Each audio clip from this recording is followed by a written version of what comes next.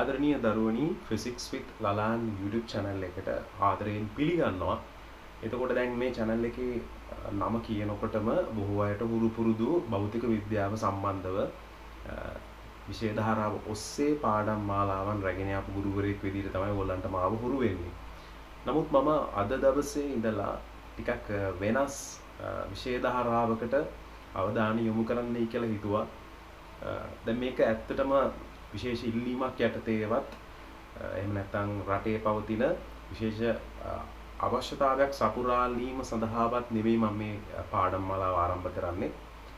මේකට හේතුව මගේ අතීත මතක් කරගනිමින් මම අතීතයේදී අපොස සාමාන්‍ය පෙළ ගණිතය විෂය මම ඇත්තටම විශ්වවිද්‍යාල අනාතරයේ දරුවන්ට උගන්වපු නිසා මට හිතුණා මේ භෞතික විද්‍යාව උගන්වන අතරතුර ඒ දරුවන්ටත් යම් කිසි දායකත්වයක් දෙන්න. සමහර පාඩම් වල ගැටලු निराකරණය කරගන්න පාඩම පැහැදිලි කරන ගමන් අවස්ථාව ලබා දෙන්න තමයි ඇත්තටම මම හිතුවේ. ඉතින් ඒක නිසා මම මේ ගණිතයේ විෂය සම්බන්ධව යම් ඒකකයන් පාවිච්චි කරලා ඒවල පැහැදිලි කිරීම ටිකක් කරන ගමන් කොහොමද ගණන් හදන්නේ කියන එක උත්සාහ කරන්නම් කියලා දෙන. නමුත් මම උසස් පෙළ උගන්වන ගුරුවරයෙක් නිසා සමහරක් විට පොඩි ගැටලු සහගත තැන් ඕගොල්ලන්ට එන්න පුළුවන් වෙයි කියලා මට හිතෙනවා. මම දන්නේ නැහැ නමුත් සාර්ථක වෙයි කියලා ප්‍රාර්ථනා කරනවා. ඉතින් එහෙමනම් මම අද දවසේ ඕගොල්ලන්ට මේ දෙවෙනි පාඩම පටන් ගන්න යන්නේ. අපි සාකච්ඡා කරන ශ්‍රේණිය විදිහට මම අද දවසේ තෝරගන්නේ 10 වෙනි ශ්‍රේණිය. 10 වෙනි ශ්‍රේණියේ දෙවන පාඩම ඔයගොල්ලන්ගේ විෂය නිර්දේශය තුල බලන්න අපිට හම් වෙන්නේ වර්ගමූලය. දැන් මම මේ මුලින් බෝඩ් එකේ දාලා තියෙන වර්ගමූල 5 කියලා. ඉතින් අපි මේ පාඩමේ සාකච්ඡා කරන්න යන වර්ගමූලය කියපු ගමන්ම ඔයගොල්ලන්ට මේ වෙනකොට බොහෝ විට ගුරුවරු අනිවාර්යෙන් ඔයගොල්ලන්ට මේ පිළිබඳව හොඳ දැනුමක් ලබා දීලා තියෙනවා. මොකක්ද මේ වර්ගමූලය කියලා කියන්නේ? පළවෙනියෙන්ම දරුවනි අපි ඒක තමයි ඔළුවට දාගන්න ඕනේ. වර්ගමූලය කියපු ගමන්ම අපිට ඒ වචනේ හුරු පුරුදු වෙනවා නම් වඩාත්ම හොඳයි. එහෙම නැත්නම් අපි සරලව මෙන්න මෙහෙම ඔළුවට දාගමු. අපි යම්කිසි සංඛ්‍යාවක් එම සංඛ්‍යාවෙන්ම වැඩි කරපුවාම අපිට ලැබෙන අගයක් තියෙනවා. රයිට්? උදාහරණයක් විදිහට අපි ගත්ත දැන් මේ පහම ගත්තු නිසා මම ගන්නම් 5 වැඩි කිරීම 5. අපිට චක්‍රය මම හිතන්නේ පොඩි කාලේ ඉඳන්ම කටපාඩම් කරන නිසා මේක අපිට තරම අපහසු නෑ. 5 වැඩි කිරීම 5 කියන්නේ අපි දන්නවා 25යි කියලා. නේ? 5 වැඩි කිරීම 5 25යි. එතකොට අපිට පුළුවන් මේ 5 වැඩි කිරීම 5 කියන එක මෙන්න මෙහෙම ලියන්නත් පුළුවන්. 5 1 බලය. ඒ වගේම මෙතනත් 5 1 බලය. අපි මේකට කියනවා දර්ශක කියලා.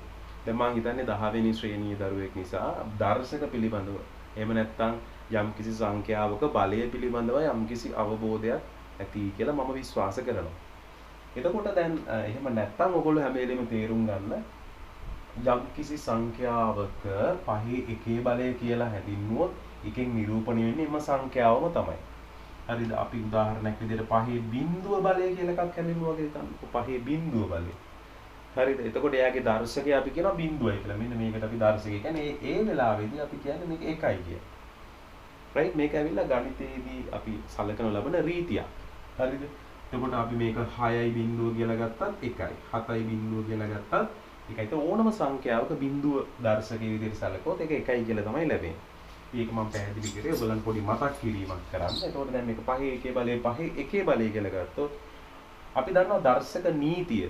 දර්ශක නීතිය තමයි ගුණ කිරීමක් විදිහට තියෙනකොට දැන් මේක වෙනම පාඩමක්. හොඳේ? මේ දර්ශක නීතිය සම්බන්ධව මේ වෙනම පාඩමක්. නමුත් දැන් දල වශයෙන් ගත්තොත් මේ සංඛ්‍යා දෙකේ 5 වැඩි කිරීම 5 කියන එකේ දර්ශක සැලකුවොත් සෑම විටම දර්ශක එකතු වෙනවා. හරිද? අපිට මේක ලියන්න පුළුවන් 5 වැඩි කිරීම 5 සංඛ්‍යාව 5මයි. හරිද? අපි සංඛ්‍යාවම ගත්තොත් මේ තියෙන්නේ 5 මේ තියෙන්නේ 5 ඒ 5ම මෙතන ලියාගත්තොත් දර්ශක දෙක ඔයගලන්ට පේන ඇති 1 ධන 1 ඒ කියන්නේ 2යි. අපිට ඕන මෙන්න මෙහෙම ලියන්නත් පුළුවන්. මේ තියෙන්නේ. හරිද? සරලවම ගත්තොත් 5 නැවත 5න් වැඩි කරපුවාම 5ව 2යිනේ තියෙන්නේ. එතකොට 5 2 බලය. ඕකම අපිට මෙහෙම හිතන්නත් පුළුවන්. 5 වැඩි කිරීම 5 වැඩි කිරීම 5 කියන එක අපිට ලියන්න පුළුවන් 5ව 1යි 2යි 3යි. ඒක නිසා 5ව 3යි. එහෙම නැත්නම් අපි ඒක කියන 5ව 3යි කියන එක වැරදි. අපි කියන 5 3 වෙනි බලය. හරිද? 5 3 වෙනි බලය. ඒ කියන්නේ මේ 25 තවත් 5කින් වැඩි වෙන්න ඕනේ. දැන් චක්‍රය මතක් කරගත්තොත් බලන්න 5 නැවත 25 5න් වැඩි වෙනකොට 125ක් නේ. ඒතර 5 3 බලය කියන්නේ 125. දැන් සරලව ගත්තොත් ඔන්න ඔකයි අදහස. හැබැයි මතක තියාගන්න වර්ගමූලය හොයනකොට මෙන්න මේ වගේ ඒවා අපි වර්ගමූලය හොයනවා කියලා ගන්නෙ නෑ. වර්ගමූලය හොයනකොට අපි මෙන්න මෙහෙමයි සරලව අදහස් කරගන්නේ. යම් කිසි සංඛ්‍යාවක් එම සංඛ්‍යාවෙන්ම වැඩි කරපුවාම ලැබෙන අගය තියෙනවා. හරි. දැන් එතකොට අපි මෙයාගේ තමයි වර්ගමූලය ගන්න. 25 කියන එක්කෙනාගේ තමයි වර්ගමූලය. හරිද? 25 කියන එක්කෙනාගේ වර්ගමූලය ගන්නකොට අපි කියනවා 25 හැදෙන සාධක දෙකක් හදා ගන්නවා යම්කිසි සංඛ්‍යාවක් එම සංඛ්‍යාවෙන්ම වැඩි වන පරිදි. සරලවම තේරුම් ගන්න යම් දැන් 25 කියන සංඛ්‍යාවේ සාධක දෙකක් හදා ගන්නවා අපි. ඒ සාධකයේ එක් සාධකයක් ගත්තාම අය වැඩි වෙන්නේ එම සාධකයෙන්මයි. උදාහරණයක් විදිහට 5 වැඩි කිරීම 5. හරිද? එතකොට 25 සාධකයක් වෙනවා 5. එතකොට ආයේ නැවත වැඩි වෙන්නේ එම සාධකයෙන්මයි. 5 වැඩි කිරීම 5. එතකොට ඔන්න 5 වර්ගය හැදිලා තියෙනවා. 5 වර්ගය. එතකොට අපි කියනවා 25 වර්ගමූලය ගන්නකොට right 25 වර්ගමූලය ගන්නකොට අපි කියනවා මෙන්න මෙහෙම 25 වර්ගමූලය. හරිද? ඔන්න තියෙනවා අපි යොදන මේකට යොදන සංකේතය වර්ගමූලය සඳහා යොදනු ලබන සංකේතය 25 වර්ගමූලය අපි කියනවා එහෙනම් ඒ සාධක දෙකෙන් එකක් ගන්නවා. ඒක දෙක එකයිනේ. අපි සාධක දෙකෙන් එකයි ගන්න. එතකොට 5. 25 කියන එකේ වර්ගමූලය අපි ගත්තාම අපිට ලැබෙන්නේ 5. එතකොට දැන් ඔය කතාව අපිට මෙන්න මෙහෙම ගන්න බෑ. දැන් අපි කිව්වනේ මේ 5 වැඩි කිරීම 5 කියන්නේ 25යි. නැවත 5න් වැඩි කරපුවාම මේකයාගේ අපි කිව්වනේ 125යි කියලා. අපි කිව්වා මේක 125යි. දැන් මට තර්ක කරන්න බෑ මෙන්න මෙහෙමද 125 වර්ගමූලය හොයන්න කිව්වොත් ඒක 5යි කියලා ගන්න බෑ. හරිද? මෙන්න මේක වෙනම හිතන්නකො. හරිද? 125 වර්ගමූලය මට 5යි කියලා ගන්න බෑ. ඇයි ඒකට හේතුව 125 හැදිලා තියෙන සාධක ගත්තාම දැන් මේ සාධක ඔන්න ඇවිල්ලා තියෙනවා 5 වැඩි කිරීම 5 වැඩි කිරීම 5. එතකොට මම මේ වෙලාවේදී අර්ථ දැක්වීමේදී කිව්වා සාධක දෙකයි තියෙන්න පුළුවන් කියලා නේ. එකම වගේ සාධක ගන්නකොට එකම වගේ ඒවා දෙකයි. දැන් මෙතන තුනක් තියෙනවා. ඒතර 5 3 බලය. ඒක නිසා තමයි අපි කියන්නේ 125 වර්ගමූලය 5යි කියලා ගන්න බෑ. අපිට 25 තමයි එහෙම ගන්න පුළුවන් උනේ හේතුව මොකද 25 හැදිලා තියෙන්නේ 5 වැඩි කිරීම 5. යම් කිසි සාධකයක් එම සාධකයෙන් වැඩි වුණාම තමයි එම සංඛ්‍යාව ලැබිලා තියෙන්නේ. ඉතින් අපි එවැනි සාධකයකට තමයි අපි කියන්නේ එම සංඛ්‍යාවේ වර්ගමූලය කියලා. හරිද? දැන් එහෙමනම් අපි මේ අදාළ නැති එක අයින් කරමු. දැන් 125 කියන එක අපිට අවශ්‍ය නැහැ. ඒක අපි අයින් කරමු. හරිද? එතකොට තව දෙයක් මම ඔයගොල්ලන්ට මේකේ වැඩිපුර දැන ගැනීම සඳහා කියලා දෙන්නම්. මේ වර්ගමූලය කියන එකේ තේරුම තමයි හරිද? වර්ගමූලය කියන එක තේරුම. එහෙම නැත්නම් අපි කියන සමාන වෙනවා අපිට මෙන්න මෙහෙම ගන්න පුළුවන්. භාගේ බලය. දැන් අපි මේක මොනේ 5 එකේ බලය කියලා. මෙතනත් 5 එකේ. දැන් අපි ඕක කියන පූර්ණ සංඛ්‍යා කියලා නේ. දැන් අපි ඉගෙනගෙන තියෙනවා පූර්ණ සංඛ්‍යා. එහෙම නැත්නම් තව එකක් අපි ඉගෙන ගන්නවා භාග සංඛ්‍යා කියලා. දැන් වර්ගමූලය කියන එකේ තේරුම අපි කියනවා යම් කිසි සංඛ්‍යාවක භාගයේ බලය කියලා. භාග බලය. එතකොට දැන් අපි ගත්තොත් 25 වර්ගමූලය කියලා කියන්නේ 25 භාගේ බලය. බලයක් විදිහට ගත්තොත් ඒක භාගයයි. හරිද? දැන් ඕගොල්ලන්ට මෙන්න මෙහෙම හිතන්න පුළුවන් 25 කියලා කියන්නේ 5 වර්ගයනේ. දැන් අපි කලින් මේක ඔප්පු කරගත්තානේ 5 වර්ගය කියලා. මෙතනට ආදේශ කරොත් 5 වර්ගය කියලා ඔන්න තියෙනවා භාගේ බලය එළියෙන්. 25 වෙනකොට මම දැම්ම 5 වර්ගය. භාගේ බලය එළිය. හරිද? එතකොට අපි දන්නවා වරහන් සුළු කිරීම. දැන් මේක ඇවිල්ලත් මතක තියාගන්න. මේක ඇවිල්ලත් බලයක්. මේක ඇවිල්ලත් බලයක්. ඒ කියන්නේ අපි වල දර්ශක කියලා කියනවා. නමුත් මේක ඇවිල්ලා සංඛ්‍යාව. මේ 5 කියලා කියන්නේ අපි ගන්න පූර්ණ සංඛ්‍යාව. හරිද? එතකොට වරහන් සුළු කරනකොට මතක තියාගන්න මේ දර්ශක දෙක සුළු වෙන එක විතරයි වෙන්නේ. හරිද? දර්ශක දෙක සුළු වෙන නැත්නම් බලයන් දෙක සුළු වෙන එක විතරයි වෙන්නේ. අපි දන්නවා වරහනකින් සිදුවෙන්නේ ಗುಣ කිරීමක්. එතකොට මේ වරහන සුළු වෙනකොට අපිට එන්නේ 5යි right 2 වැඩි කිරීම භාගය. එතකොට අපි දන්නවා මෙතනින් මේ දෙකට මේ දෙක කැපිලා ගියාම මෙතන 1යි මෙතන 1යි. එතකොට සුළු වෙලා ඉන්නේ ඔක්කොම 1යි. කියන්නේ නැවතෙන්නේ 5 1 බලය. 5 1 බලය. එතකොට දැන් ඔයගලන්ට පේනවද 25 වර්ගමූලය එහෙම නැත්නම් 25 භාග්‍ය බලය අවසානයේ සුළු වෙලා ඉන්නේ 5 1 බලය. 5 1 බලය කියලා කියන්නේ 5මයි. අපි කලින් සාකච්ඡා කරා වගේ 5 1 බලය කියන්නේ 5මයි.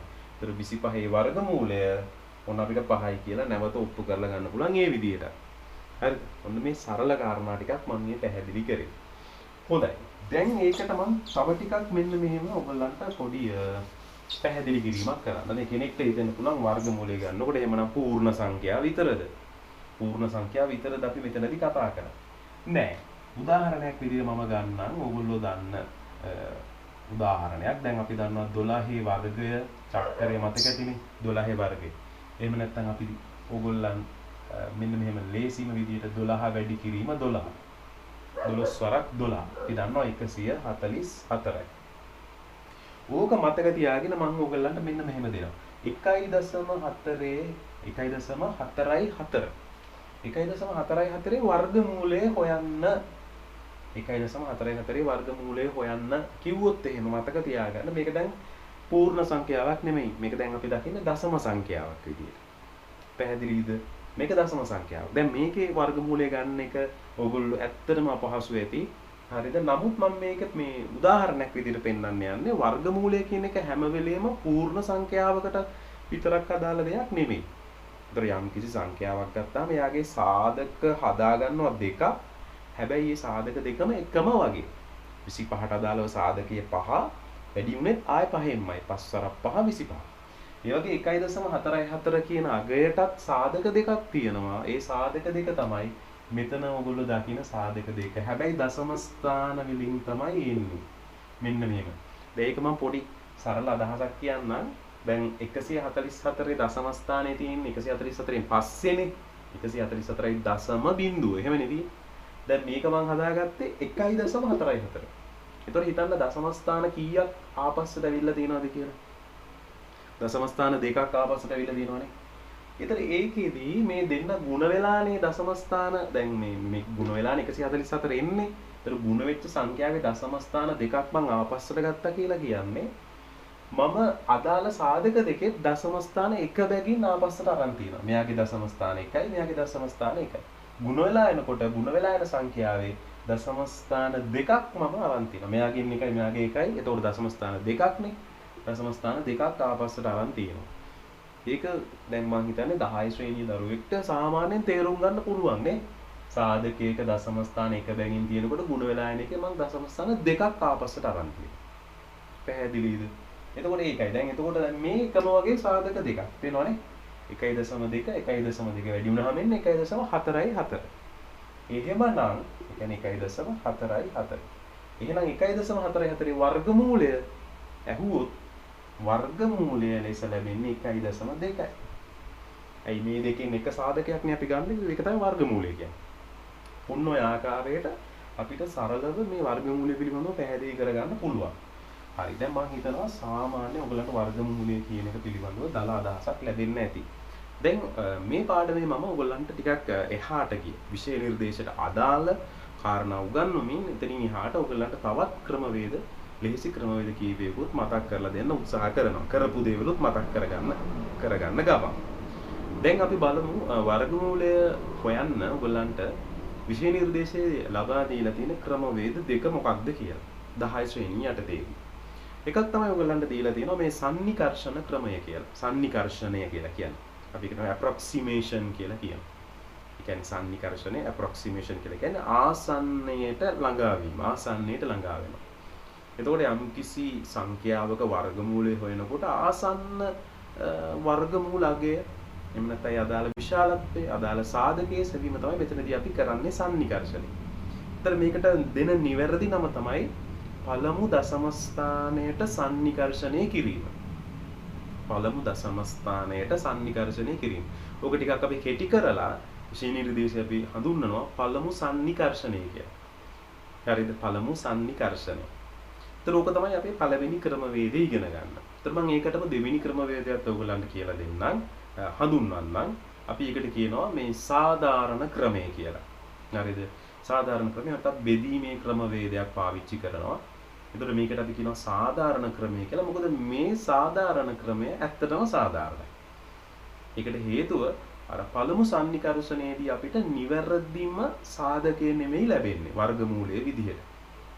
යම්කිසි සංඛ්‍යාවක වර්ගමූලයේ විදිහට හොයනකොට ලැබෙන්නේ නිවැරදිම අගය නෙමෙයි. සමහර වෙලාවට පොඩි පොඩි වෙනස්කම් සිදු වෙන්න පුළුවන්. ආසන්න අගයකට යන්නේ. නමුත් සාධාරණ ක්‍රමය යටතේදී අපිට වඩාත් නිවැරදි ආසන්නයට යන්න පුළුවන්. හරිද? වඩාත් නිවැරදි අගයකට යන්න පුළුවන් මේ සාධාරණ ක්‍රමය යටතේ. හරිද?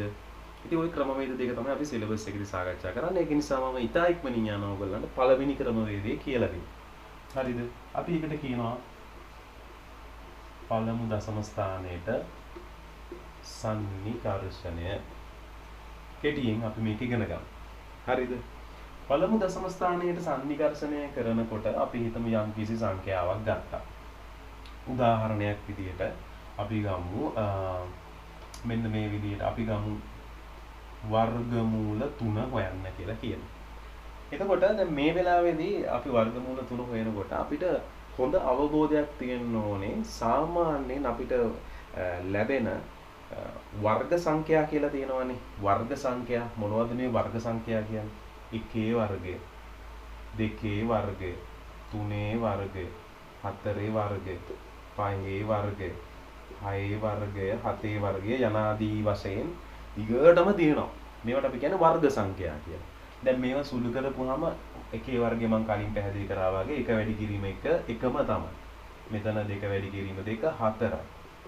3 වැඩි කිරීම 3 9යි. හරිද? ඒ කියන්නේ 4 වැඩි කිරීම 4 ඒවත් 4 වර්ගය 16යි 25යි 36යි 49යි ඔන්න ආකාරයට. මේවට තමයි අපි වර්ග සංඛ්‍යා කියලා කියන්නේ. හරිද? දැන් මේ වර්ග සංඛ්‍යාවක අපි ගත්තොත් 4 වර්ගමූල ගන්නකොත් කෙලින්ම ඒක 2යි. අයි 4 කලින් ඉගෙන ගත්තානේ අපි. 4 සාධකයේ වෙන්න 2 වැඩි කිරීම 2නේ සාධක දෙක එකම වගේ. ඒක එකයිනේ ගන්න අපි එක සාධකයක් 2. එතකොට 9 වර්ගමූලය ඇහුවොත් කීයද 3යි. 16 වර්ගමූලය 4යි. 25 වර්ගමූලය කීයද 5යි. ඔය ආකාරයට අපිට 49 වර්ගමූලය ඇහුවොත් 7යි. දැන් බලන්න දැන් අපිට ඕන නම් කෙලින්ම වෙන එහෙම විදිහට ලියා ගන්නත් පුළුවන්. මම මේ විදිහට වර්ග සංඛ්‍යා වලින්ම තියාගන්න. එතකොට දැන් වර්ගමූල 3 හොයන්න කියපු ගමන් බලන්න වර්ගමූල 3 හොයන්න යනකොට ලැබෙන අගයන්. දැන් වර්ගමූල 1 ගත්තොත් වර්ගමූල 1 කියන්නේ 1යි. මෙතන තියෙන මම ඒ ටික මෙතනින් සටහන් කරගන්න. වර්ගමූල 4 ගත්තොත් ඒක 2යි. වර්ගමූල 9 ගත්තොත් ඒක 3යි. වර්ගමූල 16 ගත්තොත් ඒක 4යි. පල්ලෙහාට ওই විදිහට යනවා. දැන් වර්ගමූල 3 කියන එක අනිවාර්යෙන් දැන් බලන්න මේ 1 සහ 4 අතර නෙමේ 3 කියන එක තියෙන්නේ. මේ වර්ගමූල ගන්නේ යම්කිසි සංඛ්‍යාවක්. ඒ සංඛ්‍යාවල් ගත්තොත් 1 4 9 16 නේ තියෙන්නේ. මේ සෙට් එක තියෙන්නේ. ඒතර 3 කියන එක 1ත් 4ත් අතර නේද තියෙන්නේ. මේ තියෙන්නේ 1ත් 4ත් අතර නේද 3 කියන එක තියෙන්නේ. එහෙමනම් අපිට ලැබෙන අගයත් මේ අතරමැදි තැනක තමයි ඉන්නේ. ඒ කියන්නේ 1ත් 2ත් අතර තමයි ඉන්නේ. 1ත් 2ත් අතර තමයි ඉන්නේ. එහෙමනම් හරිද? අපි බලනවා මෙන්න මේ විදිහට 1ත් 2ත් අතර එනකොට ලැබෙන සාධකේ අපිට හිතන්න පුළුවන් මෙන්න මේ විදිහට. දශම ස්ථාන එකයිනේ ගන්න පළමු දශම ස්ථානයේදී. එහෙනම් අපි ගන්නවා 1ත් 2ත් අතර තියෙන දශම ස්ථාන. 1.0 පස්සේ තියෙන 1.0 කියලා කියන්නේ එකනේ. 1.0 පස්සේ තියෙන කීයද? 1.1. 1.2. right? ආයෙ තියෙනවා 1.3. 1.4 යනාදී වශයෙන් 1.9 දක්වා මම මෙතනින් ටිකක් තියලා 1.9 දක්වා ගේනවා. හරිද? පැහැදිලි නේද? 1.9 දක්වා මම මේ විදිහට ගේනවා. ගෙනාවහම ඔයගොල්ලන්ට දැන් බලන්න පුළුවන්. ආසන්න වශයෙන් මේ හැම සාධකයක්ම ඒ කියන්නේ 1ත් 2ත් අතර පවතින මේ සාධක එම සාධකයෙන්ම වැඩි කරලා හරිද ලැබෙන අගය 3ට එනවද කියලා. හරිද? උදාහරණයක් විදිහට මම නිකන් ගත්තයි කියලා හිතන්නකෝ 1.4 1.4 1.4 ඉන්න වැඩි කරනවා. 1.4 1.4න් වැඩි කරනවා. දශම ස්ථාන අමතක කරලා අපි වැඩි කරමු 14 14න් වැඩි කරනවා. දැන් ඒක ඔයගොල්ලෝ වැඩි කරලා බලන්න. වැඩි කරලා බලනකොට අපි ඉස්සෙල්ලාම 4න් වැඩි කරනවා. 4 වරක් 4 කීයද? 16යි 6යි. එකක් ඉතුරුයි පැත්තකින් ලියාගත්ත 4 වරක් 1 4යි මේකයි 5යි. ඊට පස්සේ අපි ඊළඟ කොටසට යනකොට අපි වැඩි කරන්නේ 1න්. දැන් 4න් වැඩි කරා ඊට පස්සේ වැඩි කරන්නේ 1න්. ඊට පස්සේ අපි එකක් අපි මේ කියනවා මේ දස ස්ථානයේ මග අරිනවා. මග අරලා ඊළඟට නේ ඊට පස්සේ අපි සමාන එක ස්ථානයේ නේ එක ස්ථානයේ මග අරලා ඊට පස්සේ දස ස්ථානයෙන් පටන් ගන්නවා. එක වැඩි කිරීම 4 කියන්නේ 4යි එක වරක් 1 කියන්නේ 1යි. එතකොට අපිට මෙතන එනවා කීයද? 6යි මෙතන 9යි 1යි. 196යි කියලා එන්නේ. 196. ඒ කියන්නේ දශම ස්ථාන මග ඇරියට පස්සේ. මෙතන දශම ස්ථාන දෙකක් තිබ්බනේ. කලින් අපි කිව්වනේ සාධක දෙක දශම ස්ථාන දෙකක් වෙනවනේ වැඩි වෙලා එන සංඛ්‍යාවයි දශම ස්ථාන දෙකක් බවට පත් වෙනවා. 1.96 කියලා තමයි එන්නේ. දැන් ඒක 3ට ආසන්නයිද? ළඟටවත් ගිහිල්ලා නැහැ නේද? ළඟටවත් ගිහිල්ලා නැහැ. ඒ කියන්නේ 1.4 ගැලපෙන්නේ නැහැ අපිට. 1.4 හරියන්නේ නැහැ. අපි ටිකක් ඉස්සරහා වැලියු එකක් දාගන්නවා. අපි මෙතනින් තව ලියාගත්තොත් 1.5 මෙතන 1.6 1.7 1.8 ඊට පස්සේ අවසාන වශයෙන් 1.9. එහෙමනම් අපි තෝරගමු දැන් ඊළඟට 1.0 ටිකක් 3ට වැඩි වෙන්න 4 හරියන්නේ නැහනේ. 5ක් මදි වගේ 6ක් මදි වගේ අපි ගන්න 1.7. 1.7 නැවත 1.7න් වැඩි කරලා බලනවා. ඉක්මනින් වැඩි කරලා බලමු. මෙතන 7 වරක් 7 49යි 4යි. මෙතන 11යි. මේ හතරත් එකතු වුණාම 11ක් වුණේ. හරි. මෙතන එනවා 7යි මෙතන 1යි. මෙතන එනවා 289. 289 කියලා කියන්නේ 2.89. පැහැදිලිද? 2.89. එතකොට අපි ගත්තොත් ඊළඟට 1.8 1.8න් වැඩි කරලා බලන්න. ඔයගලන්ට ඒ 3.2.4. හරිද? මම ඔන්න ඉතින්ම වැඩි කරලා ගත්තා. ඔයගොල්ලෝ වැඩි කරලා බලන්න. එතකොට 3.2.4. එතකොට දැන් හිතන්න මේ දෙකෙන් ආසන්නයේම තියෙන්නේ කවුද? 3ට වැඩිය මෙයාගේ තියෙනවා 0.24. 3ට වැඩි 0.24. මෙයාගේ තියෙනවා 3ට අඩුයි 0.11. කවුද ළඟින්ම ඉන්නේ? දැන් මේලා කල්පනා කරලා බලන්න ඔයගොල්ලන් ගුලුවට ළඟින්ම ඉන්නේ 2.89 නේ. හරිද? 3.2.4ට වඩා 2.89යි. මෙයා 0.11 අඩුවෙන් ඉන්නේ. මෙයා 0.24ක් වැඩියෙන් ඉන්නේ. ළඟින්ම ඉන්නේ මෙයා. එහෙමනම් අපි කියනවා සාධාරණ මේ සමාන සන්නිකර්ෂණය යටතේ වර්ගමූල 3 සාධක එහෙම නැත්නම් වර්ගමූලයේ විදිහට අපිට 1.7 සලකන්න පුළුවන්. 1.7 සලකන්න පුළුවන්. සරලවම ගත්තොත් ඔය ආකාරයේ තමයි සන්නිකර්ෂණය කියලා කියන්නේ. පළමු දශම ස්ථානයට සන්නිකර්ෂණය කිරීම. දැන් මේක දෙවන දශම ස්ථානට සන්නිකර්ෂණය කරන්න කියන එක එන්න සංකීර්ණ වෙනවා. එතකොට අපිට ඒක හොය ඉන්න බෑ. එන්න වෙලාවක් යනවා. හරිද? ඒක නිසා තමයි අපි එක දශම ස්ථානයකට මෙතන සන්නිකර්ෂණය කියන එක කරන්නේ. ඉතින් මේ විදිහට ඕගොල්ලන්ට තව අවස්ථාවල් ඕගොල්ලන්ට උදාහරණ විදිහට ගන්න පුළුවන්. ඕගොල්ලෝ ගන්න ඕන නම් වර්ගමූල 5 කියන එක. වර්ගමූල 5 කියන එක ගත්තොත් එතකොට බලන්න වර්ගමූල 5 කියන එක එන්නේ 1ත් 4ත් අතර 5 නෑ. හරිද? හැබැයි 4ත් 9ත් අතර 5 තියෙනවා. ඒ කියන්නේ මේ අතර තමයි 5 තියෙන්නේ. එහෙනම් අනිවාර්යෙන් මේ අතර මේ එහෙනම් එයාගේ සංඛ්‍යාව එන්නේ 2ත් 3ත් අතර. ඒතර ඔයගොල්ලෝ මොකද කරන්න ඕනේ? 2ත් 3ත් අතර දශම ස්ථාන ටික ලියා ගන්නවා. පළමු දශම ස්ථාන 2.1යි 2.2යි ඔය ආකාරයට 2.9යි දක්වා. මේක වැඩි කරලා බලන්න. වැඩි කරලා බලපුවම ඔයගොල්ලන්ට ආසන්න අගයක් එයි. හරිද? ඒ ආසන්න අගය අරගෙන බලන්න වැඩි කරලා 2.1න් වැඩි කරලා බලන්න. 2.2න් වැඩි කරලා බලන්න. 2.3න් වැඩි කරලා බලන්න. හරිද? ඒක 2.3 වැඩි කිරීම 2.3 කීයද බලන්න. 2.2 2.2 කීයද බලන්න. මේකෙන් බලන්න ඕගොල්ලන් සුළු කරාට පස්සේ ළඟම එන අගය එන්නේ 2.2. පැහැදිලිද? 2.2. ඕගොල්ලෝ ඒක තනියෙන් කරලා බලන්න. බලනකොට ඕගොල්ලන්ට ලැබෙයි ඒ අදාළ අගය. ඔන්න ඔය ආකාරයට මට පළමු සන්නිකර්ෂණය කියන එක පැහැදිලි කරන්න පුළුවන්. ඕගොල්ලන්ට මේක තවදුරටත් පැහැදිලි කරගන්න ඕන නම් කරන්නට ඕනේ නැවත මේ වීඩියෝ එක ආපස්සට පොඩ්ඩක් බලන්න. බලලා තනියෙන් මේ වගේ එකක් හිතන්න. වර්ගමූල 5 ගත්තා වගේ ඕගොල්ලෝ බලන්න වර්ගමූල 13, ඒ වගේම වර්ගමූල 19, එහෙම නැත්නම් වර්ගමූල 43, ඒ වගේම අරගෙන බලන්න මේ 43 කියන එක තියෙන්නේ මේ අතරනේ 36ත් 49ත් අතරනේ. එහෙනම් එන්න ඕනේ 6ත් 7ත් අතර. ඔය ආකාරයට ඕගොල්ලන්ට මේක පුරුදු වෙන්න පුළුවන්. හරිද? හොඳයි ඊළඟට මම යනවා මේකේ වැදගත් කොටසට. අපි ඊළඟ ක්‍රමය ඉගෙන ගන්නවා. අපි ඒකට කියනවා මේ සාධාරණ ක්‍රමය. සාධාරණ ක්‍රමය. දැන් දරුවනි මේ සාධාරණ ක්‍රමය කියන එකෙන් අපිට වඩාත්ම පහසුම ක්‍රමය. එහෙම නැත්නම් වඩාත්ම නිවැරදිම ක්‍රමය තමයි මෙතනදී අපි ඉගෙන ගන්න යන්නේ.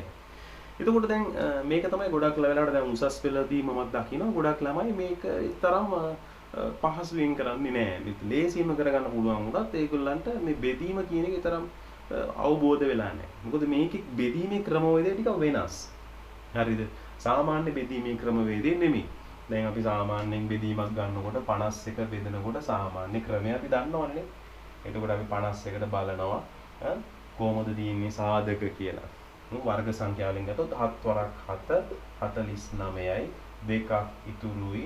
එතකොට 4ට 2 වන් නැති නිසා මොකද කරන්නේ අපි? මෙතනට දශම ස්ථානයක් දාලා බිංදුවක් ගේනවා නේ. මෙතන බිංදුවක් ගේනවා. මෙතනට දශම ස්ථානයක් දාන්න ඕන. එතකොට අපි බලනවා 20ට 7 කීයද? 2යි දෙන්නේ. එතකොට 7 වරක් 2 14යි. ආයෙ මෙතන 6ක් ඉතුරු වෙනවා. තව බිංදුවක් ගේනවා. ආයෙ දශම ස්ථානයක් දාන්න නැහැ හැබැයි. එක දශම ස්ථානයයි දාන්න. ඊට පස්සේ බිංදුව ඕන තරම් ගන්න පුළුවන්. එතකොට අපි බලනවා 60ට 7 කීයද? එතකොට අපිට එනවා 8යි කියලා. එතකොට එනවා 56යි නේ. ඔය ආකාරයට දිගින් දිගටම අපිට බෙදාගෙන දශම ස්ථාන. මේක සාමාන්‍ය බෙදීමේ ක්‍රමවේදය. නමුත් අපි සාධාරණ ක්‍රමයට යනකොට මතක තියාගන්න මීට වඩා ටික වෙනස්. වර්ගමූලය හොයන්න නෑනේ. එතකොට දැන් මේක ඇවිල්ලා මේ වර්ගමූලය හොයන ක්‍රමය නෙමෙයිනේ. හරිද? මොකද මේක වර්ගමූල හොයන ක්‍රමය නෙමෙයි කියලා කියන්නේ බලන්න මෙතනින් ලැබෙන්නේ ඕගලන්ට 7.28 සුළු වෙලා. කාගෙන්ද බෙදුවේ 7න්. එතකොට නැවත 7න් වැඩි කරපුවාම ලැබෙන්න ඕනේ 51. පැහැදිලිද? උත්තරය ආවේ 7.28 නේ. ආසන්න වශයෙන් දශම ස්ථාන දෙකකට ගත්තොත් ඒක 7න් බෙදුවාමනේ ආවේ 51 නේ. එතකොට නැවත 7න් ඒ අගේම වැඩි කරපුවාම නැවත අපිට 51 එන්න ඕනේ. එතකොට දැන් මේ සාධක දෙක එකිනෙකට සමානයිද? 7.28යි 7යි කියන එක සමානයිද? සමාන නෑනේ. ඒ කියන්නේ 51 මේ සමාන සාධක දෙකක් නෙමෙයි ඇවිල්ලා තියෙන්නේ. ඒතර 51 වර්ගමූලයක් විදිහට අපිට මේ 7 කියන එකවත් 7.28 කියන එකවත් ගන්න බෑ. ඒ කියන්නේ මේක ඇවිල්ලා සාමාන්‍ය බෙදීමේ ක්‍රමය. හරිද? සාධාරණ ක්‍රමය නෙමෙයි. ඒක මේ සමානලම මේක පටල ගන්නවා කියලා මට හිතෙන්නේ. අපි ඔය විදිහටම යමු 51 අපි හොයන්න යමු. හරිද? 51 වර්ගමූලය හොයන්න. බලමු මේ දෙකෙන් වෙනස් වෙන විදිහ. බෙදීම විදිහටම මෙන්න මෙහෙම පුරුදු පරිදි දාගන්න. දැන් අපිට වර්ග සංඛ්‍යා ටික ඕන වෙනවා. වර්ග සංඛ්‍යා ටික. දැන් වර්ග සංඛ්‍යා ගත්තාම 51ට අඩුවෙන් තියෙන වර්ග සංඛ්‍යාව කල්පනා කරලා බලපුවාම 7 වර්ගය අපි දන්නවා 49 කලින් ඉගෙන ගත්තා වගේම දැන් ඔන්න දාන්නවා 7 වර්ගය 49. හරිද? ඒක දාන්න හැබැයි පටන් ගන්න කලින්ම ඔන්න මේ විදිහටම බෙදන්න යන්න හොඳ නැහැ. මේකේ පොඩි ස්ටෙප්ස් ටිකක් තියෙනවා කරන්න. හරිද? අපි ඉස්සෙල්ලාම පූර්ණ සංඛ්‍යාවක් ගමු මේකේ වර්ගමූලය හොයන්න. ඒතර අපිට ලේසියිනේ පූර්ණ සංඛ්‍යාව. 51 කියන්නේ පූර්ණ සංඛ්‍යාවන්නේ. දශමගයක් නෑ නෙමෙයි නේද? අද අපි දශමගයක් වුණා දාගන්නත් පුළුවන් නේ. 51.0 ප්‍රශ්නයක් නෑ. දැන් දශම ස්ථානයෙන් පස්සේ තියෙන පූර්ණ සංඛ්‍යා පැත්තේ ඔයගොල්ලන්ට පේනවා ඇති සංඛ්‍යා දෙකයි තියෙන්නේ 51. හරිද? එක ස්ථානයේ දශම ස්ථානයේ 51 කියලා තියෙනවා. එතකොට අපි හැම වෙලාවෙම මතක තියාගන්න මේ වර්ගමූලයක් හොයන්න කලින් මේ දශම ස්ථානයේ පූර්ණ සංඛ්‍යාවන් තියෙන පැත්තේ කොටස් දෙකෙන් දෙකට අපි කඩා ගන්න ඕනේ. උදාහරණයක් විදිහට අපි හිතමු මෙතන 351 තිබ්බයි කියලා. හරිද? දශම ස්ථානයෙන් පස්සේනේ මේ පූර්ණ සංඛ්‍යාවල් ටික. අපි මේ කොටස් දෙකකට කඩා ගන්නවා. ඒ කියන්නේ මේ 51කින් පස්සේ ඊළඟට තියෙන 3. දශම ස්ථානයේ ඉඳලා තමයි මේ අපි යොදාගන්නේ. දශම ස්ථානයේ ඉඳලා මෙතන දෙකක් තියාගත්තා. ක්‍රමාවක් දැම්ම ඊට පස්සේ 3යි. මේක මේ සාධාරණ ක්‍රමයකටම හදාගත්තු එකක්. අපි හිතන්නකො 1024 තිබ්බයි කියලා. දශම ස්ථානයෙන් පස්සේ ඔන්න 24 ක්‍රමාවක් දැම්ම. ඊට පස්සේ ඊළඟ ටික. ඊට පස්සේ ආයෙ තව ටිකක් තිබ්බොත් මෙතන තව 5 කියලා තිබ්බොත් ඔන්න ක්‍රමාවක් දැම්ම 5. හරිද? එතන මේ තියෙන්නේ 51024. 51024 20 පළමු 24 ඔන්න ක්‍රමාවක් දාලා සංඛ්‍යා දෙකයි ඉතුරු වෙන එක එක සංඛ්‍යාවක් විදිහට ගත්තා. අන්න එහෙමයි ආ. එහෙම තේරුම් ගන්න ඕනේ. දැන් එහෙනම් මෙතන තියෙන්නේ 510 නෙමෙයි 51. දශම ස්ථානේ තමයි මේ දාලා තියෙන එක ඔන්න ප්‍රශ්නයක් නම් අයින් කරලා දාන්න. 51. කොටස් දෙකමනේ තියෙන්නේ. ඉතින් කොටස් දෙකම තමයි. දැන් අපි කෙලින්ම මේ දෙන්න ගැන තමයි සලකන්නේ. පැහැදිලිද? මේ දෙන්න ගැන සලකන්නේ. මේ දෙන්නට පල්ලෙහින් තියෙන වර්ග සංඛ්‍යාව ගැන හිතුවොත් අර කලින් කිව්වා වගේ 7. 7 වර්ගය. 7 වර්ගය කියන්නේ කීයද? අපි දන්නවා 49. ඒතර 7 වරක් 7 කීයද? 49යි. ඉතුරු වෙන්නේ 2යි. දැන් අර කලින් කිව්වා වගේ මෙතන දශම ස්ථානනේ. දැන් මම ඒක ආයෙ නැවතී ලියනවා. හරිද? දශම ස්ථානේ ඕනිය. දැන් දෙකක් ඉතුරුයි. පුරුදු පරිදි අපි කලින් මොකද කරන්නේ? මෙතනට පල්ලෙහාට ගේනවනේ බිඳුව. ගේනකොටම මෙතන මොකද කරන්නේ? දශම ස්ථානයක් දානවනේ. මේකෙත් එහෙමම දානවා. දශම ස්ථානේ දානවා. හැබැයි අර කලින් වගේ නෙමෙයි. දශම ස්ථානයෙන් පස්සේ තියෙන්නේ බිඳුව ඕන තරම් ගන්න පුළුවන්නේ. බිඳුව අපිට ගත්ත හැකි ඕන තරම් බිඳුව. ප්‍රශ්නයක් නෑ. ඒව අවුලක් නෑ. ඕන තරම් ගත්තා. හැබැයි මතක තියාගන්න සාධාරණ ක්‍රමයේ බිඳුව ගන්නකොටත් දෙකෙන් දෙකට තමයි අපි ගන්න. මේ පැත්තට ගත්තත් දෙකෙන් දෙකට මේ පැත්තට ගත්තත් දෙකෙන් දෙක. දැන් පල්ලෙහාට ගන්න බෑ එක බිඳුවක්. අපි ගන්න බිඳු දෙකක්. කෙලින් එනවා මෙතන බිඳු දෙකක් පල්ලෙහාට. පැහැදිලි. කමාවෙන් කලින් බිඳු දෙකක් තියෙනවා. බිඳු දෙකම පල්ලෙහාට ගන්න. කලින් ගත්ත පේනවද එක බිඳුවයි. මේක දෙකක් ගන්න. දැන් මොකද කරන්නේ? දැන් ඊළඟට පුරප්පාඩු පිරවීමක් කරන්න. මෙතන ඕගොල්ලන්ට පේනවා ඇති 200ක්. පුරප්පාඩු පුරවනවා කියන්නේ හිස්තැන් පුරවීමක් නේ. මෙතන හිස්තැනයි මෙතන හිස්තැනයි. හරිද? මෙතන හිස්තැනයි. ඒ හිස්තැන් දෙකක් මම එක විදිහට දාගත්තා. මෙතන හිස්තැනයි මෙතන හිස්තැනයි. ඒ හිස්තැන් දාගන්නකොට අපි ඊට පස්සේ තව පියවරක් තියෙනවා කරන්න මේ හිස්තැන් පුරවන්න කලින්. ඕගොල්ලන්ට පේනවද මෙතන උඩ තියෙන සංඛ්‍යාව? උඩ තියෙන්නේ 7නේ. පේනවනේ? දැන් ඊළඟ පියවර ඔක වරද්ද ගන්නද. උඩ තියෙන්නේ ඕගොල්ලන්ට පේනවාද 7. 7 හැම වෙලේම අපි මොන සංඛ්‍යාව තිබ්බත් 7 නෙමෙයි. ඔතන ඕනම සංඛ්‍යාවක් තිබ්බොත් අපි කරන්නේ දෙකෙන් වැඩි කරලා මේ හිස්තැනට කලින් ලියාගන්න. දැන් බෙදන්න යන්නේ ඒක. හරි? ඒතර 7 දෙගුණය කියන්නේ දෙකෙන් බෙදුවාම දෙකෙන් වැඩි කරපුවාම 14යි. 14යි හිස්තැනක් ඒ හිස්තැනක් මෙතනක් තියෙනවා. මේ හිස්තැනට 2යි කියලා දානවා නම් මෙතනටත් 2යි කියලා තමයි දාන්න. හිස්තැනට සමානව දාන්න. හරි? 3යි කියලා දැම්මොත් මෙතනටත් 3යි. හරි. දැන් හොඳට කල්පනා කරන්න. මෙතනට ඔයගොල්ලෝ 1යි කියලා දැම්මොත් මෙතන ඉන්නේ 141. මෙතන ඉන්නේ 1යි. හරිද? එතකොට 100 උදාහරණයක් විදිහට මම මෙතනට 3යි කියලා දැම්මා කියලා හිතමු. මෙතනට 3යි කියලා දැම්මම මෙතනටත් 3යි. ඔන්න හිස්තැන. දැන් මෙතන ඔයගලන්ට පේන්නේ කීයද? 143. හරිද? මෙතන තියෙන්නේ කීයද? 3. 143 මෙතන තියෙන්නේ 3.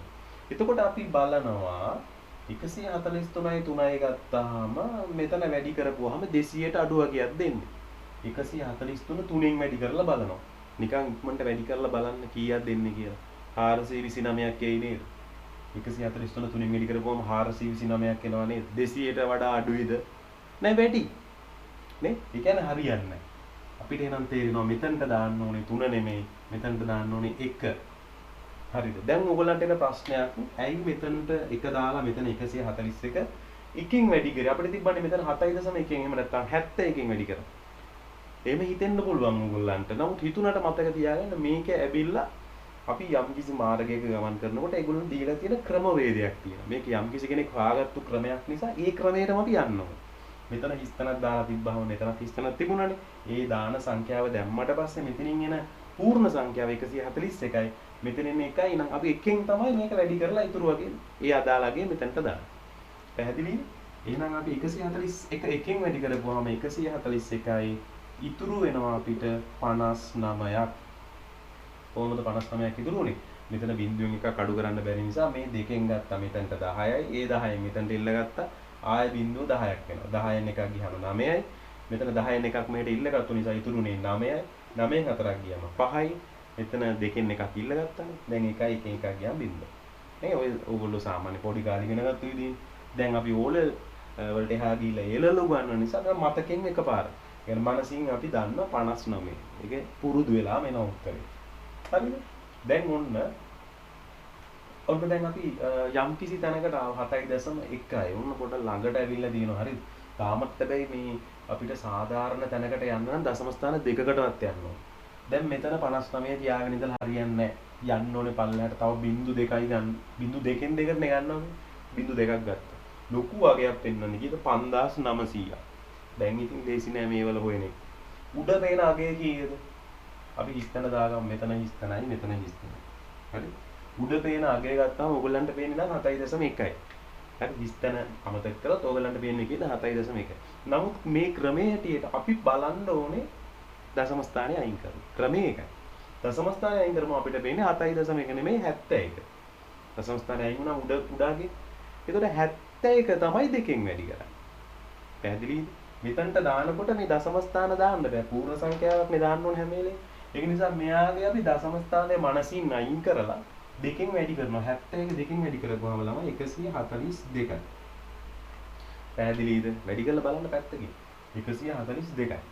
දැන් අපි දන්නවා මේකේ අනිවාර්යෙන් මෙතන මොකක් හරි අගයක් දාපු ගමන් මේ ඉන්නේ 1420 ගානක්. හරිද? ඕන අගයක් එන්න පුළුවන් 1421, 22, 23 ඕන අගයක්. අපි දාන එක මෙතනටත් දාන්න ඕනේ. දැන් මෙතන එක දැම්මොත් මෙතනත් එක එන්නේ. ඒතකොට පල්ලෙහාට එන්නේ 1421යි 5900 වඩා ගොඩාක් අඩුයි. මදි. අපි උදාහරණයක් විදිහට 2 කියලා දැම්මක හිතන්නකො මෙතනත් 2. ඒ දෙකෙන්ම තමයි මේක වැඩි වෙන්නේ. මේ දෙකෙන් මෙන්න මේ සෙට් එකම වැඩි වෙනවා 1422. දෙකෙන් ওই ටිකම වැඩි කරපු ගමන් බලන්න මෙතන ඉන්නේ 2844. ඒත් මදිනේ. 5900ට ඒත් මදි. හරිද? හරියන්නේ. මෙතනට දානවා 3. දැන් බලන්න මේක යන විදිය. මෙතනට දානවා 3. දාපු ගමන් එන විදිහ බලන්න. 3 වරක් 1423. 3 වරක් 1423. 3 මෙතන 3ෙන් වැඩි වුණාම 9යි. හරිද? ඉතුරු නෑ කිසිවක්. 3 2කින් වැඩි වුණාම 6යි. ඉතුරු නෑ කිසිවක්. ඊට පස්සේ 3 4ෙන් වැඩි වුණාම කීයද? 12යි. 2 දැම්ම එකක් ඉතුරුයි. 3යි 1යි මෙතන කීයද? 3යි 3 වරක් 1 3යි අර 1යි 4යි. 4269. 4269. ඉතින් අපිට බැරිද තව යන්න පුළුවන් නේ. තව පල්ලෙහින් නෙදීන් හරියන්නේ. මෙතනට දානවා 4. බලමු 4 දාලා මොකද වෙන්නේ කියලා. 4 දාලා තගයක් බලමු. 4 වරක් 4 කීයද? 16යි එකක් ඉතුරුයි. 4 වරක් 2 8යි 1යි 9යි ඉතුරු නෑ. හරි? 4 වරක් 4 16යි 6යි එකක් ඉතුරුයි. 4 වරක් 4 1යි මේ 1යි 5යි. 5690. ඒතර 5900ට වඩා පොඩ්ඩක් අඩුයි. තව යන්න පුළුවන් ඒක. දැන් එහෙමනම් අපි මෙතනින් නවතිනවා දශම ස්ථාන දෙකක් ආපු නිසා 7.14. දැන් අපිට ඔන්න ලැබුණා සාධාරණ ක්‍රමයේ යටතේ 40 සමයි 51 සඳහා සාධකයක් වර්ගමූලය ලැබුණා අපිට. එකම වගේ එන සාධක දෙකක්. ඒ කියන්නේ අපිට ඕන මේක ලියන්න පුළුවන් 7.14 වැඩි කිරීම 7.14 සමාන වෙන. මේක ටික පැහැදිලිව ලියන්න. දැන් උඩට ලියන්න. 7.14 වැඩි කිරීම 7.14 ලැබෙන්නේ මොකද්ද? 51 අවසාන වශයෙන්. හරිද? ඔන්න 51 ලැබෙනවා. ඉතින් මේක තමයි අපි කියන්නේ සාධාරණ ක්‍රමයේ යටතේ වර්ගමූලය හොයනවායි කියන. ඉතින් ඕගොල්ලන්ට මේකේ තව සංකීර්ණ තැනකට යනවා දශම ස්ථානවල හොයනකොට. හරිද? දශම ස්ථානවල හොයනකොට දැන් 10 ශ්‍රේණියේදී අපි සාධාරණ ක්‍රමයේ දශම ස්ථානවලට සෙවීම සම්බන්ධව සාකච්ඡා කරන්නේ නැති නිසා මම මේක මෙතනින් නවත්තනවා. හරිද? ඕගොල්ලන්ට පුළුවන්. ඒ කියන්නේ හොයලා බලන්නත් ඕනනම් පුළුවන්. තව හොයලා බලන්න. දශම ස්ථාන ආවොත් කොහොමද කරන්නේ? හරිද? දශම ස්ථාන ආවොත් ඒක ඇත්තට අමාරු නෑ. ඒක හොයාගන්න එකත් මහ ලොකු දෙයක් නෙමෙයි. දැන් මම මේක මෙතනින් මක්කලා උදාහරණයක් විදිහට අපි මෙවැනි එකක වර්ගමූලය කොහොමද හොයන්නේ? 5.5 වර්ගමූලය කොහොමද හොයන්නේ? හිතලා බලන්න. ඕගොල්ලෝ හොයලා බලන්න. මේ වගේ එකක කොහොමද හොයන්නේ කියලා. හරි? ඒවා තේරුම් ගන්න. තව යාළුවෙක්ගෙන් අහලා බලන්න. තව දැනුම තියෙන ගුරුවරයෙක්ගෙන් ඕනනම් අහලා බලන්න. එතකොට ඕගලන්ට 11 වසරට යන්න කලින් තව දෙයක් අමතරව ඉගෙන ගන්න පුළුවන් වෙනවා. ඒක තමයි අපි ස්ව අධ්‍යයනය කියලා කියන්නේ. තනියෙන් ඉගෙන ගන්නවයි කියලා කියන්නේ. හරි? එතකොට තමයි බුද්ධිමතුන් බිහි වෙන්න පටන් ගන්න. ඒ හැම වෙලේම උත්සාහ කරන්න තනියෙනුත් යම් කිසි දෙයක් අපි කරන්න ඕනේ මේ ගුරුවරු කියලා දෙනවට අමතරව. හරිද? යම් කිසි දෙයක් මේ වැඩිපුර කරන්න ඕනේ තනියෙන්. එතකොට තමයි දක්ෂ ළමයි බිහි වෙන්නේ. හරිද? දැන් ඔන්න සාධාරණ ක්‍රමයේ ඔයගොල්ලෝ තව දැන් ඔයගොල්ලන්ට ඕන තරම් අභ්‍යාස පොත්පත්වල ඔයගොල්ලෝ කඩෙන් ගත්තොත් ඕන පොතපතක පවා මේ සාධාරණ ක්‍රමයෙන් හොයන්න ඕන තරම් වැඩ තියෙන ඔයගොල්ලන්ට කරන්න. නැත්තම් කැමති සංඛ්‍යාවක් කරක් හොයලා බලන්න. ඒක නිවැරදිද කියලා ගුරුවරයෙක්ගෙන් අහලා බලන්න. ඒක තමයි අපි පුළුවන් තරම් මේක හරියටම ධාරණය කර ගැනීමේ ක්‍රමවේදය. හරිද? වෙන ක්‍රමවේද නැහැ. තනියෙන්ම කරලා බලන්න ඕනේ. දැන් මම ඔයගොල්ලන්ට කියලා දෙන්නම් මේකේ අවසාන වශයෙන් වෙනත් ක්‍රමවේද දෙකක්. හරි? එකක් නම් ඔයගොල්ලෝ දැනටම දන්නවත් ඇති. තව ක්‍රමවේදයක් මම අලුතෙන් කියලා දෙනවා. ඒක සිලබස් එකේ තියෙන එකක් නෙමෙයි. නමුත් ඒකත් අපිට පුළුවන් මේ වර්ගමූලය සෙවීම සඳහා භාවිතා කරන්න. හැබැයි මේ ඒක පාවිච්චි කරන්න යන්න එපා. මම ඒක ඔයගොල්ලන්ගේ අමතර දැනුම සඳහා තමයි දෙන්නේ. මම සාමාන්‍ය උසස් පෙළ උගන්වනකොටත් වැඩිපුර දෙයක් දෙනවා. හරිද? ඒක දෙන්නේ ඔයගොල්ලන්ට කැමති නම් මේ නික විනෝදෙට වගේ පාවිච්චි කරලා බලන්න. හරිද? එහෙම නැත්නම් ඔයගොල්ලන්ට ලේසියෙන් කරන්න පුළුවන් නම් ඔය වෙනත් අවස්ථාවලදී යාළුවෙක් හදනකොට වගේ පාවිච්චි කරන්න ගැටලුවක් නැහැ. හැබැයි ඔයගොල්ලෝ මේක එක්සෑම් එකේදීම පාවිච්චි කරන්න යන්න එපා. ලකුණු ලැබෙන්නේ නැහැ. හරි? මේකට කියනවා මේ පළවෙනිම අපි ඉගෙන ගමු. අපි ඔබට කියනවා මම මේකේ හරියට වචනේ පොඩ්ඩක් කියන්නම් මේකට තියෙන නම. මොකද මට පොඩ්ඩක් නම පොඩ්ඩක් ෂුවර් නැති වුණා. ඔබට අපි කියන්නේ ඔව් ආකිමිඩිස්ගේ සර්පිලය කියලා කියන්නේ සර්පිල ක්‍රමය කියලා කියන්නේ. හරිද? ආකිමිඩිස්ගේ සර්පිල ක්‍රමය. එතකොට ආකිමිඩිස්ගේ සර්පිල ක්‍රමය මම කියලා දෙන්න මේ. මොකද වචනේ හරියට අපි ඉගෙන ගැනීම වැදගත් වෙනවා. නැත්නම් වැරදි වචනයක් වුණොත් ඔයගොල්ලෝ ඉදිරියට ඒ විදිහටම අරන් යන නිසා. හරි? අපි මේ විදිහට නෙමෙයි මතක තියාගන්නේ. ඒකයි නමින් මතක තියාගන්නේ. ක්‍රමවේදය විතරයි මතක. ඒකයි නම පැටලෙන්නේ. ආකිමිඩිස්ගේ සර්පිල ක්‍රමය. මොකද්ද මේ ආකිමිඩිස්ගේ සර්පිල ක්‍රමයේදී කියලා දෙන්නේ? හරිද? ඔන්න හිතන්න ඕගොල්ලන්ට තියෙන වර්ගමූල අපි කලින් ගත් 3 ගමු. වර්ගමූල 3 හොයන්න ඕන. හරිද? වර්ගමූල 3 හොයන්න කිව්වහම අපි මේකේ හදන ක්‍රමවේදය මේකයි. වර්ගමූල 3.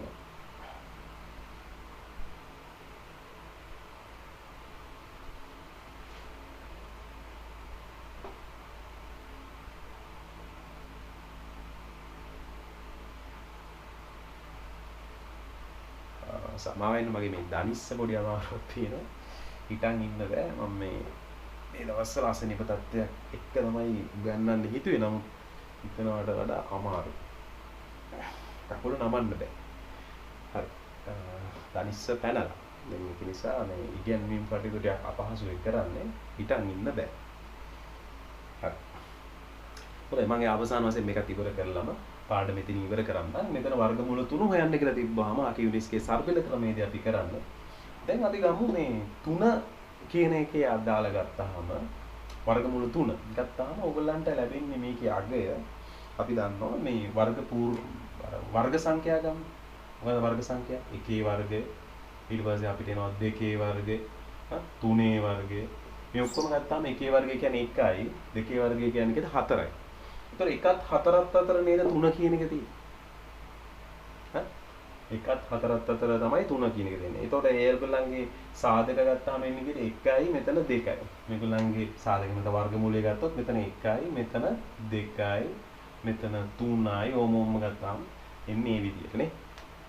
එතකොට වර්ගමූල 3 කියන එක හැම වෙලාවෙම එන්නේ මේ 1ත් 2ත් අතර. ඒක කතා දෙකක් නැහැ. වර්ගමූල 3 කියන එක එන්නේ 1ත් 2ත් අතර. පැහැදිලිද? කලිනුත් අපි ඉගෙන ගත්තේ. හරිද? 1 වර්ගය කියන්නේ 1යි 2 වර්ගය කියන්නේ 4යි. ඒතර 4 වර්ගමූලය 2යි කියලානේ. ඒතර 1ත් 2ත් අතර තමයි අනිවාර්යෙන් මේ වර්ගමූල 3 එන්න ඕනේ. එතකොට අපි මුලින්ම කරන්නේ මේ 1යි 2යි එකට එකතු කරලා දෙකෙන් බෙදලා සාධාරණ අපි කියන මධ්‍යන අගයක් කියලා කියනවා. මධ්‍යන අගයක් ලබා ගන්නවා 1යි 2යි එකතු වුනහම කීයද? 3යි 3 දෙකෙන් බෙදුනහම කීයද? 1.5යි. හරි. උත්තරේ කියන්නේ 1.5යි කියලා එන්නේ ඔයගලන්ට. හොඳයි. ඊට පස්සේ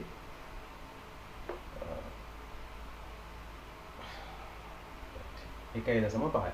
ඊට පස්සේ අපි කරන්නේ මෙන්න මේ විදිහට. අපි ගන්න මේ වර්ගමූල 3 හොයන්න යනකොට මෙන්න මේ වගේ මෙතඩ් එකක් තියෙනවා. වර්ගමූල 3නේ. එහෙමනම් අපි 3 බෙදනවා මේ මධ්‍යනයගේ අපි දමු x කියලා ගත්තයි කියලා හිතන්නකො. මේ මධ්‍යනයගේ x. එහෙනම් 3 බෙදනවා x ගෙන්. හරිද? ආයෙ නැවත එකතු කරනවා ඒ සංඛ්‍යාව x ට. ඒ ලැබෙන අගය නැවත බෙදනවා දෙකෙන්. මධ්‍යනයක් ගන්න. හරිද? පැහැදිලි නේද කරපු විදිය? මෙතන අපි හොයන්න යන්නේ සංඛ්‍යාව 3නේ වර්ගමූලය. 3 ගන්නවා. අපි අර කලින් ගත්තේ මේකේ වර්ගමූලය එන්න ඕනේ 1ත් 2ත් අතර අනිවාර්යෙන් වර්ගමූලයේ සාධකේ එමෙන්න වර්ගමූලයගේ 1යි 2යි එකට එකතු කරා 3යි ඒකේ මධ්‍යනය ගත්ත 1.5යි. එහෙනම් අපි 1.5 x ලෙස සැලකුවොත් මේ 3 කියන එක x ගෙන් බෙදනවා a එන සංඛ්‍යාවට නැවත x එකතු කරනවා a එනගේ නැවත 2කින් බෙදනවා. ඒතර බලන්න එන උත්තරේ 3 1.5න් බෙදුවාම 2යි 2ට එකතු කරනවා a නැවත 1.5 නැවත 2කින් බෙදනවා. එතකොට 2යි 1.5යි කියන්නේ 3.5යි 2කින් බෙදුවාම කීයද උත්තරේ එන්නේ 1.75යි. පැහැදිලිද? ඔන්න ඔය ආකාරයට අපිට සාධාරණ ක්‍රමය පැහැදිලි කරන්න පුළුවන් වෙනවා. හරි.